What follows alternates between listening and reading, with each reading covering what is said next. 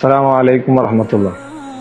അല്ലാഹു സുബ്ഹാനഹു വ തആല നമുക്ക് നൽകിയ വലിയ അനുഗ്രഹങ്ങളിൽപ്പെട്ട ഒന്നാണ് സമ്പത്ത് എന്നുള്ളത്.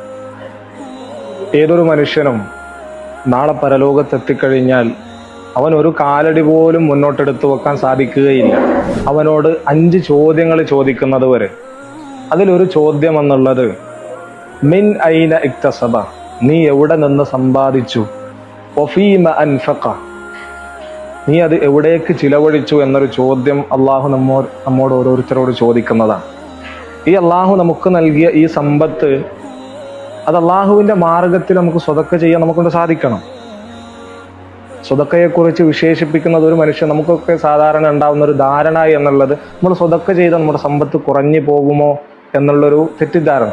അള്ളാഹുവിന്റെ റസൂല് പറഞ്ഞു, മാ നഖസത് സ്വദഖത്തും മിൻ മാൽ, ഒരാള് ദാനധർമ്മം ചെയ്യുന്നത് കൊണ്ട് അയാളുടെ സ്വതക്കയിൽ കുറവ് വരികയില്ല.